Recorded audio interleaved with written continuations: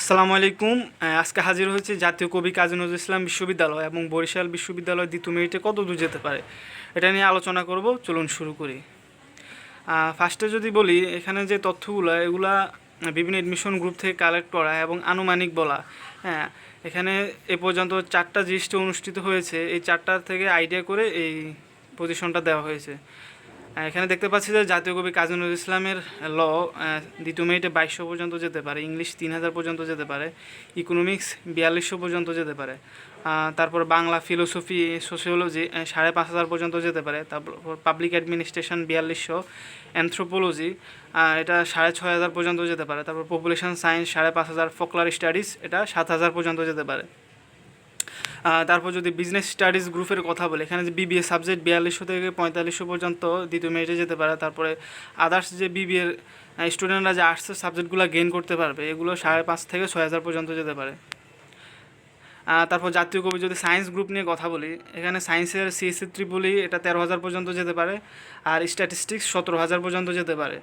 তারপর ল 13,000, BBA science থেকে BBA 17,000 পর্যন্ত যেতে পারে। তারপর যে হিউম্যানিটি সাবজেক্টগুলো আছে, সায়েন্সের স্টুডেন্টরা যেগুলো পায় কিছু সিট, ওগুলো 18,500 থেকে 20,000 পর্যন্ত যেতে পারে দ্বিতীয় মেরিটে, খুবই পসিবল।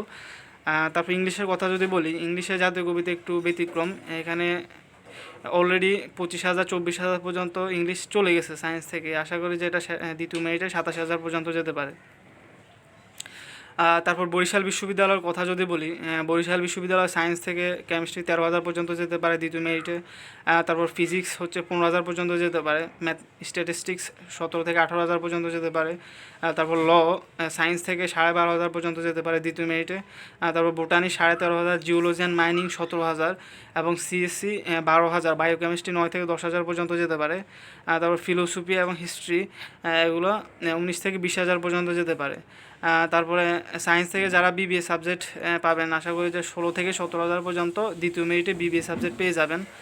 তারপর ইংলিশের কথা যদি বলি, ইংলিশ 15,000 পর্যন্ত পেয়ে যাবেন।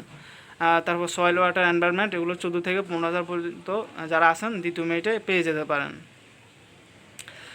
তারপরে বরিশাল বিশ্ববিদ্যালয় হিউম্যানিটিস গ্রুপ এবং বিজনেস স্টাডিজ গ্রুপ নিয়ে যদি কথা বলি, এখানে যারা বিবিএ আছেন তারা সেকেন্ড মেরিটে 3800 থেকে 4,000 পর্যন্ত বিবিএ সাবজেক্টগুলো পেয়ে যেতে পারেন, এবং আদার্স যে আর্টসের সাবজেক্টগুলো আপনারা গেইন করবেন এগুলো 5,000 থেকে 5200 পর্যন্ত পেয়ে যেতে পারেন দ্বিতীয় মেরিটে।